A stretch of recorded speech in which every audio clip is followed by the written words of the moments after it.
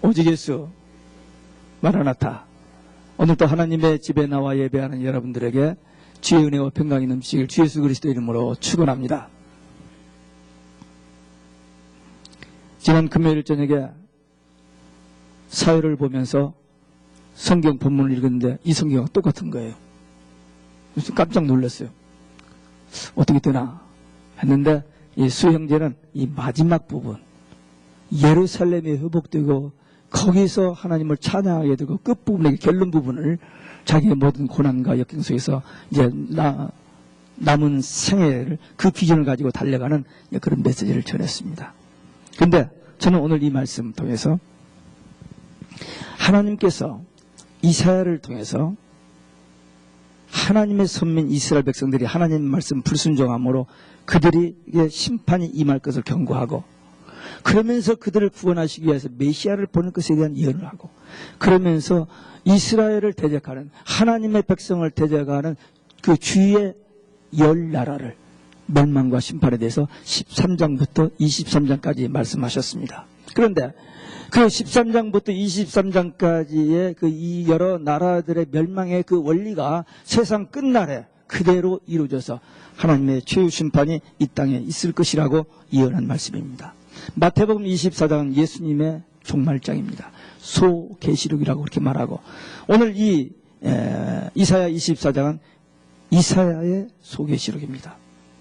그리고 예수님의 그 마태복음 24장 그 종말장이 이 이사야 24장과 이렇게 깊은 관련을 맺고 있는 것을 보게 됩니다.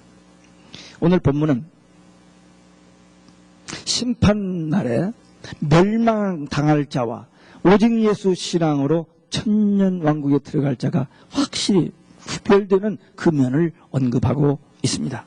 이런 본문을 통해서 이사야가 이 세상에 대한 최후의 심판에 대한 말씀을 통해서 이 시간 하나님께서 우리에게 주시는 말씀을 함께 받겠습니다. 첫째는 심판의 대상입니다. 심판의 대상, 세상 전체. 하나님께서 종말에 온 세상 전체를 심판하실 때에 그 하나님의 심판은 우주적이고 그 심판에서 제외될 자는 아무도 없습니다. 부자나 가난한 자나 실력 있는 자나 능력 있는 자나 왕이나 모든 사람들이 똑같이 공평하게 하나님의 심판을 받게 된다는 것입니다. 하나님은 사람을 외모로 보지 않습니다. 그 사람의 지위나 인격이나 그 사람의 가진 것 이런 거 보지 않아요. 우리는 그런 걸 봅니다. 우리는 그런 걸 봐요. 그러나 하나님은 하나님의 약속 말씀과 하나님의 정하신 법을 따라서 공평하게 심판하시는 공의로우신 하나님이십니다. 하나님의 심판은 절대로 굽어지지 않습니다. 사람은 아무리 정직하게 법대로 재판을 한다고 해도 인간의 감정과 어떤 이해관계가 인볼브되어 있습니다. 그러나 하나님은 사람의 신분이나 그 인격이나 또는 흑인이나 백인이나 이런 거에 관계없이 딱 두 가지. 누구든지 예수 믿음으로 구원받는 자는 영생과 천국, 그걸 약속하셨고, 예수 믿지 못한 불신 사람은 영벌, 지옥을 말하고 있습니다. 지옥 얘기하면 기분 나빠요. 좋아할 사람이 아무도 없습니다. 그러나 성경은 모든 인간은 죄로 멸망받고 지옥 가게 됐어요. 그런데 하나님이 우리를 사랑하셔서 우리를 구원받고 천국 가게 하는 길을 내셨다는 거예요. 그게 복음입니다. 그래서 우리가 잘 아는 성경 전체를 한 절로 요약하는 요한복음 3장 16절, 하나님이 세상을 이처럼 사랑하사 독생자를 주셨으니 이는 저를 믿는 자마다 멸망치 않고 영생을 얻으라. 근데 그 성경 전체 복음 중에 복음의 그 말씀 건너서 18절에 가면은 믿지 않는 자는 심판받는다라고 말하고 있습니다. 그게 하나님의 정하신 법입니다. 하나님의 심판은 하나님의 절대 주권과 능력으로 결정하시는 일이기 때문에 이 종말에 일어난 사건들은 우연에 의해서 발생된 것이 아니라 하나님이 계획하시고 하나님께서 미리 주의 종 선지자를 통해서 다 예언하신 그대로 성취되십니다. 하나님은 자기의 비밀을 그 종들에게 알리지 아니하시고는 결코 행하심이 없다 그랬어요. 그래서 마지막 때 역사의 종말에 되어질 일도 이미 하나님께서 차상하게 기록해요. 계시록에만 기록된 것이 아니라 주의 재림에 대한 내용이 성경 전체에 1500번 기록되어 있습니다. 예수님의 초림에 대해서 350번. 그러니까 예수님의 초림이 그 언약대로 예언대로 그대로 성취됐다면 예수님의 재림도 반드시 그대로 성취됩니다. 우리는 이 예언의 말씀을 받은 자들이에요. 최후의 심판, 역사의 종말, 하나님이 언약하시고 반드시 그대로 실천하실 것입니다. 그대로 됩니다. 그래서 3절에 말해 여호와께서 이 말씀을 하셨느니라. 스스로 계시는 분, 우주 만물을 창조하신 전능하신 하나님 쎄소. 하나님 그렇게 말씀하셨다는 거예요. 지금 이사야가 자기 생각대로 그렇게 될 것이다. 그게 아니라 하나님이 그렇게 말씀하셨다라고 말하고 있습니다. 이것은 예언의 신적 권위를 말합니다. 하나님의 심판은 사람뿐만 아니라 땅 자체에도 임합니다. 왜? 땅도 변질됐기 때문에, 타락했기 때문에. 그래서 땅이 메마라 소산을 내지 않냐고 황폐하게 된다. 그래서 사람의 범죄로 사람도 타락하고 땅까지 더럽혀지게 되었습니다. 한 개인의 타락으로 말미암아 가정이 파괴되고 사회가 더럽혀지고 그리고 온 인류에게 그 악영향을 미치는 타락해두는 일을 봅니다. 하나님의 심판은 아무도 피할 수가 없습니다.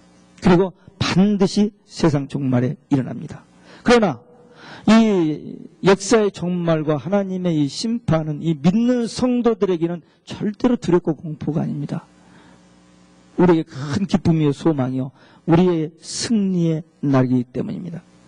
그러므로 여러분들은 언약을 붙잡고 기도하면서 소망을 가지고 맡겨진 지극히 작은 일에 충성하여 주님 앞에서 섰을 때에 잘했다고 칭찬받고 위로받고 상급받을 그 믿음과 그 소망 가지고 날마다 승리의 삶이 되시기를 주 예수 그리스도의 이름으로 축원합니다. 심판의 이유가 나옵니다. 하나님은 감찰하시는 하나님이십니다.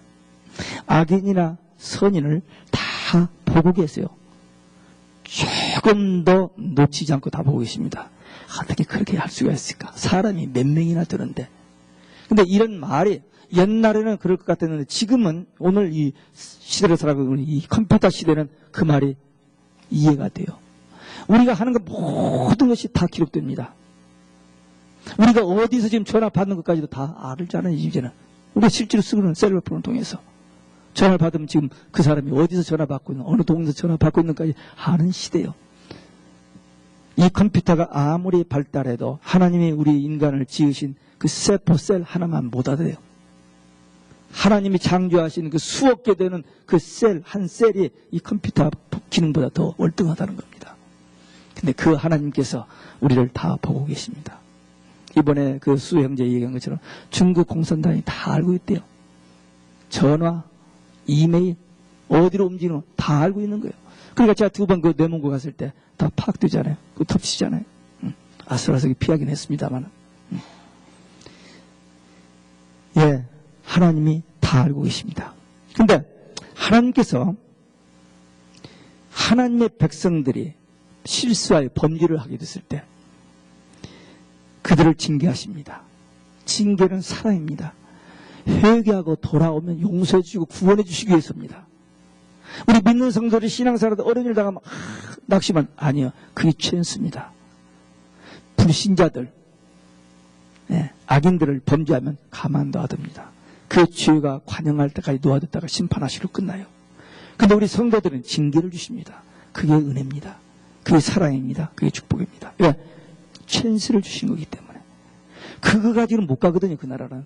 그거 해결해야만 가는데 하나님께서 기회를 주시면서 회개하게 하시고 성령께서 계속 감동하셔서 회개하여 용서받고 구원받고 천국 가게 해 주시기 때문에 그게 은혜요 축복입니다. 땅의 심판을 받는 이유는 땅이 더럽혀졌기 때문입니다.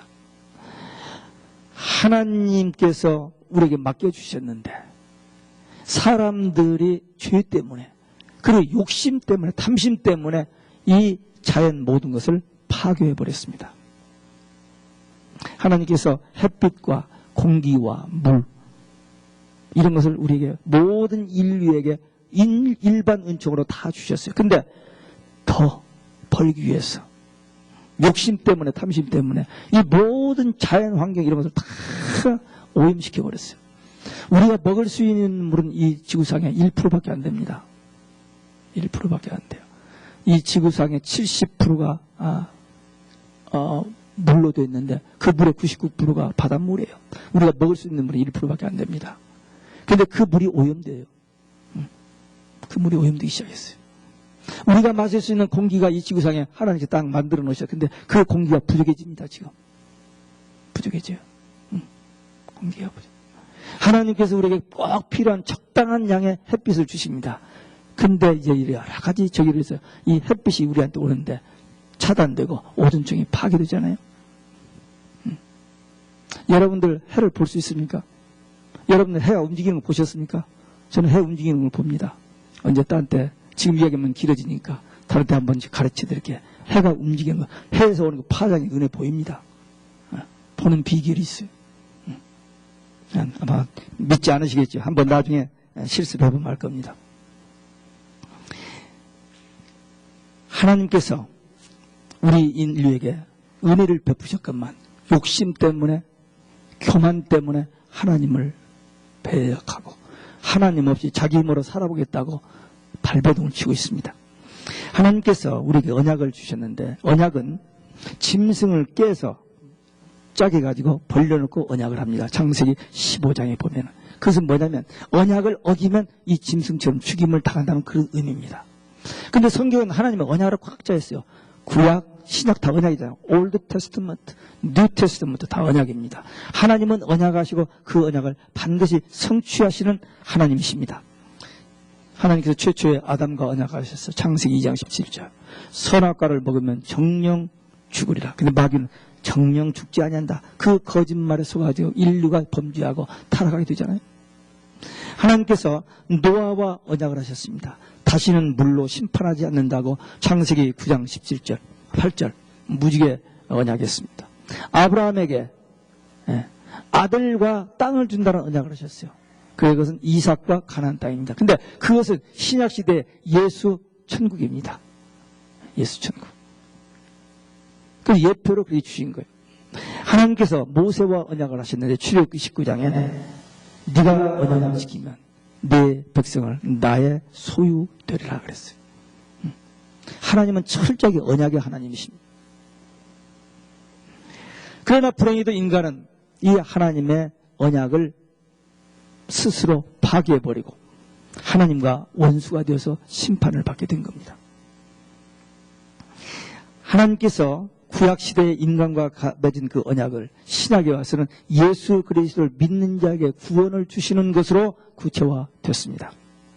그래서 오늘 이 이사야 24장에서 언약을 파괴하는 그것은 신약시대에 적용하면 예수를 믿지 아니함으로 하나님의 구원을 거부한 사람들에 대한 심판으로 나타나는 것입니다. 우리 성도들은 하나님의 언약, 말씀을 정말 지켜야 돼요. 그 말씀을 품고 그 말씀대로 살아야 됩니다. 특별히 우리는 말세지말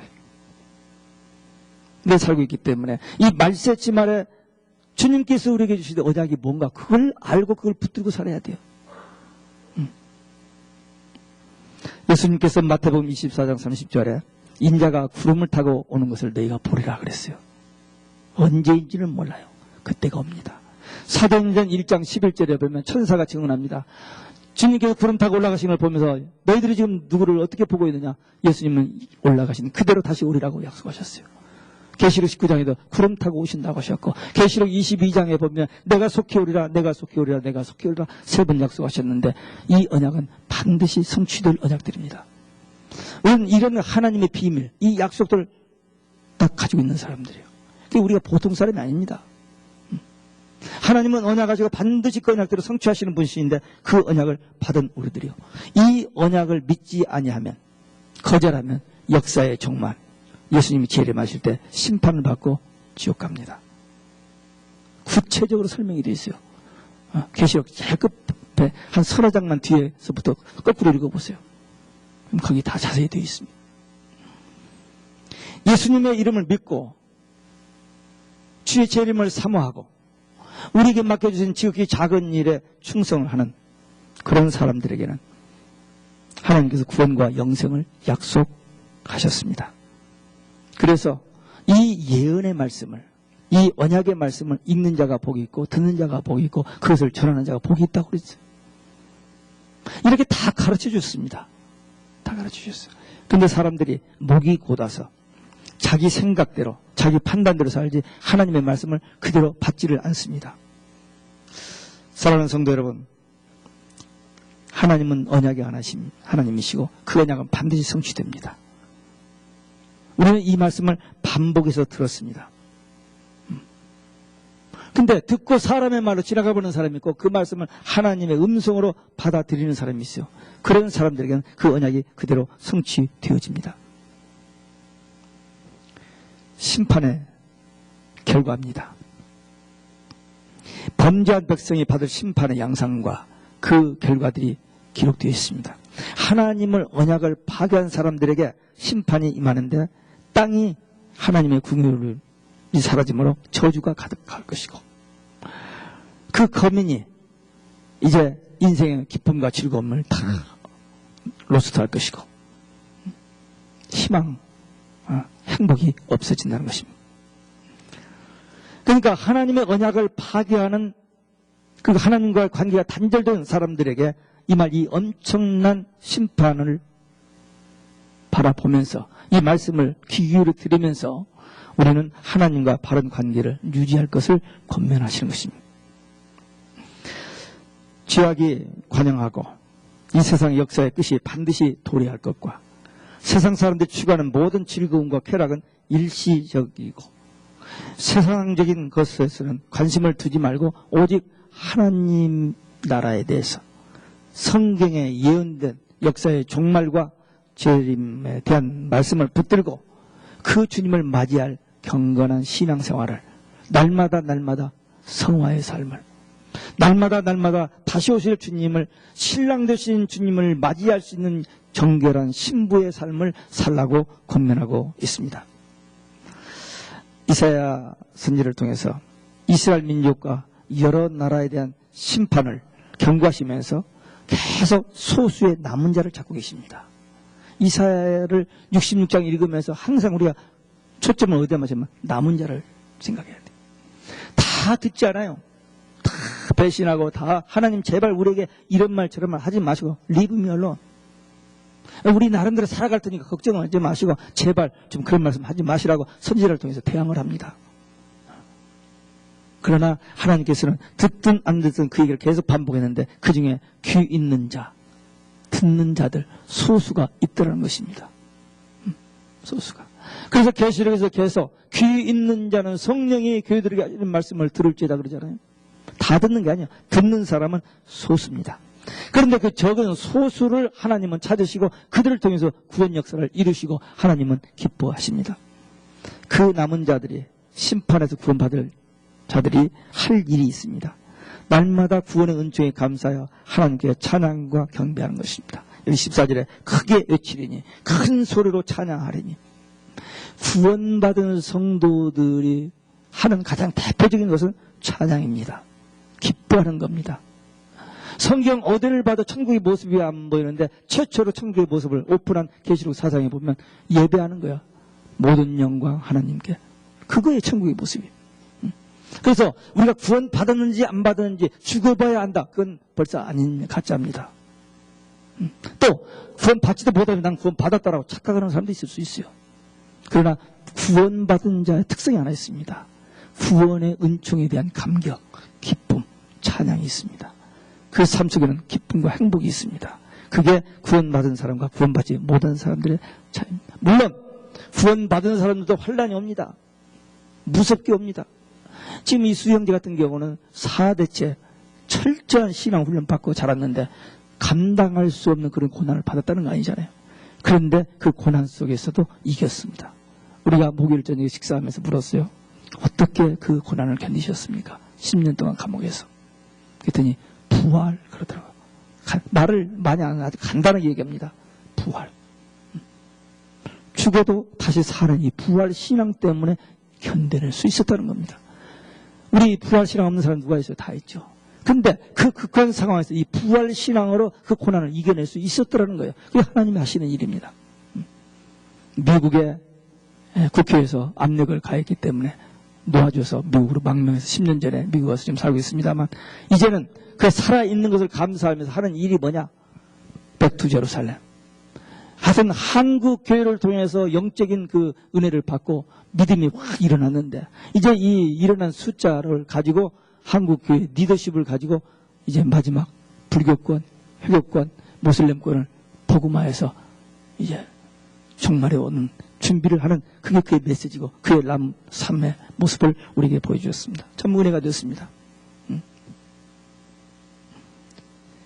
죽어도 사는 이 부활신앙, 그 신앙이 그 어려움을 이겨낼 수 있게 했던 것입니다. 이 마지막 그 부분에 보면은 하나님의 최후 심판은 믿지 않는 사람들, 또 땅 뿐만 아니라 사람들을 미혹하고 멸망케 했던 마귀, 그 마귀와 짝게 해서 모든 세상 권력을 누렸던 그 왕들, 그들의 심판도 언급하고 있습니다. 예. 마귀도 사람과는 비교할 수 있는 놀라운 힘을 가진 그런 천사장이었습니다. 그러나 피조물이었어요. 그가 공중 권세 잡고 활동을 하지만은 이제 마지막 때에 하늘에서 쫓김을 받고, 자기가 남은 때가 얼마 든지 안 남은 줄 알고는 발악을 하지만은 결국 계시록 20장에 가면은 그들이 이제 망하는 모습이 나타납니다. 죄수들이 미결수로 옥에 갇혀 있다가 재판을 받고 형벌을 받듯이 이 사단과 그의 추종자들, 세상 권력 누리고 인간을 핍박하고 사람들을 괴롭히는 일에 쓰임받았던 많은 세상 불황들, 그들이 옥에 갇혔다가 심판을 받고 최후의 형벌로 지옥에 가는 것을 2700년 전에 이사야 선지를 통해서 이 말씀을 주셨는데, 그것은 다시 1900년 전에 사도 요한을 통해서 계시록을 주시면서 주신 것이 우리가 가지고 있는 예언의 말씀들입니다. 그대로 될 겁니다. 계시록에서도 구체적으로 무저경에 감금되어서 1000년 동안 있다가 잠깐 놓였다가 지옥에 들어간다라고, 그리고 지옥에 가보니까 19장 20절에 먼저 갔던 산채로 던짐을 받았던 적그리스도와 거짓 선지자가 기다리고 있다라고 정확하게 기록되어 있습니다. 그리고 불신자들이 백보다 심판받고 그 지옥에 들어가는 것을 둘째 사망이라고 몇 절 안 되는 절수 속에 클리어하게 정리되어져 있는 것을 보게 됩니다. 이사야는 하나님께서 주신 말씀대로 그들을 선포했어요. 그들의 사탄들이, 그들을 따르던 모든 그 귀신들, 그리고 모든 이 세상의 정치로 사람들을 괴롭히고 착취했던 그 악한 무리들이 이제 이렇게 심판받고 지옥에 갈 것을 말하고 있습니다. 이런 사탄과 이런 악한 사람들이 심판받을 때에 여호와께서는 친히 왕이 되사 의의 태양으로 비치시기 때문에 해와 달이 무색하게 되고 하나님의 지극한 영광이 나타나고 새하늘과 새 땅의 통치권자이신 여호와께서 시온산 곧 새 예루살렘에 강림하시어 왕이 되고, 신구약 구원받은 성도들 대표인 24장로들, 그들이 하나님을 찬양하게 됐고 그 마지막 순간을 영광스럽게 맞이할 것에 대한 언급을 했습니다. 수형제는 이 부분에서 강조를 하고 있어요. 우리가 생명 걸고 이 회개권이고 불교권이고 모슬림권이고 복음 전하다가 이제 마지막 때가 되면 주님이 재림하시게 되면 그 천년왕국에서 이 기쁜 이 영광스러운 날을 바라보게 된다. 그 신앙 가지고 지금 남은 생을 뛰고 있는 모습을 봅니다. 이 날을 말씀을 통해서, 예언의 말씀을 통해서 알고 기다리는 그 사람들에게는 이 영광스러운 이 환희의 그날이 올 겁니다. 그러나 예수 모르는 사람들, 또 예수를 아는 척했지만 잘못 아는 사람들, 그들은 절망적인 때가 옵니다. 확실하게 구별되십니다. 지금 이 본문의 초점은 거기 있습니다. 역사의 종말과 하나님의 심판이 임했을 때, 주님이 재림하실 때 기뻐하는 자들과 슬퍼하는 자들의 구별입니다. 이 수형제는 그겁니다. 우리가 어떤 어려움, 이미 그들은 다 통과했습니다만은 어떤 걸음이 앞으로 오더라도 우리는 이 신앙 지키고 그때 그 영광스러운 자리에 참여할 것을 부르짖는 그런 메시지였습니다. 예. 머지않아 역사의 종말이 옵니다. 성경에 예언되어 있으니까. 분명히 와요. 그리고 우리 눈으로 그걸 봅니다. 역사상에 이러한 현상들이 일어나는 인자가 문 앞에 곧 가까이 이런 줄을 알라고 했는데 그 현상들이 우리 눈앞에 다 전개돼요, 지금. 근데 전혀 관심이 없기 때문에, 모르기 때문에 그냥 편안하게 살고 있는 겁니다. 근데 분명합니다. 모든 징조가 다 전개되고 있어요. 1900년 전에 계시록 13장 18절에 짐승의 표, 그 표를 받아야 하는 현실이 우리 앞에 왔잖아요. 이미 받고 있잖아요.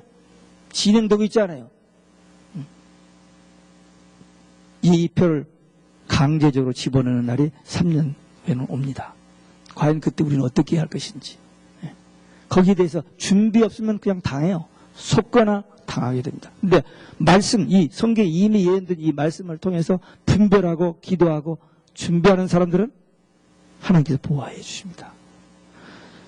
이 이사야를 통해서 예언했던 그때도 그랬고 이제 마지막 때도 그렇게 됩니다. 그래서 오늘 이 말씀, 우리에게 주신 말씀, 하나님의 최후 심판이 있다는 거, 개인의 역사의 종말이 있다는 거 분명한 사실이고 거기에 대해서 어웨어하고 깨어서 이 예언의 말씀들을 붙들고 우리는 준비해야 된다는 것입니다. 예수를 구주로 믿고 고백하고 날마다 그 주님과 동행하면서 성령 인도받으면서 우리에게 맡겨주신 지극히 작은 일들, 큰 일을 하나님께서 우리에게 맡기지 않습니다. 지극히 작은 일, 조그마한 나사 하나, 그 나사가 없으면 안 돼요. 루즈가 되면 그 나사가 있어야 돼요. 그런 것처럼 우리가 하나님의 구원 역사를 이루시는데 지극히 작은 부분, 그 일에 우리가 쓰임 받는다면 주님께서는 지극히 작은 일에 충성했다고 인정하실 것이고 칭찬하실 것이고 상급을 주실 것입니다. 예, 성경에는 천국 가는 맵, 지도가 있습니다. 천국 가는. 그리고 이 세계 복음화의 지도가 있어요. 하나님께서 이 세상을 어떻게 이제 마무리 지을 것에 대한 그 지도가 있어요. 그리고 우리 개개인들의 지도가 있어야 돼요. 우리는 우리에게 남은 여생 동안 어떻게 살아갈 것인지 플래닝 또는 그 지도가 있어야 돼요. 주님이 주신 건강, 생명, 재능, 시간, 물질 아낌없이 이 다 주님의 것이었거든요. 우리에게 맡겨주시고 이거 세상 끝나면 다 놓고 가는 거잖아요. 그러니까 이거 내 손에 주어졌을 때, 내게 있을 때 이걸 가지고 하나님이 원하시는 그 일에 쓰임 받다가 주님 나라 가는 겁니다. 말씀을 맺겠습니다. 예수님께서 3년 동안 제자들을 훈련시키셨습니다.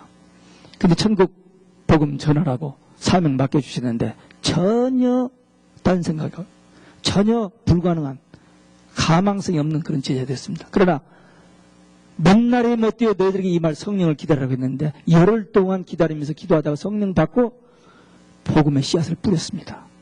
그 씨앗이 열매를 맺었어요. 우리는 늦은 비 성령, 마지막 그 늦은 비 성령 받고 3년 반 동안 일할 찬스가 우리 모두에게 남아있어요. 너무 짧습니다. 물론 초대교회 사도도 그리 오래 지나지 않았으면 몇십 년이었죠. 근데 우리는 3년 반밖에 없어요. 그러니까 왔나 보다 하면 끝나버립니다. 그러니까 이 말씀을 듣고 준비하는 자들만 쓰임 받는 거지. 그때 가서 뭐 좀 한번 그래서 하면 툴레이. 마태복음 24장에 분명히 말씀하셨죠.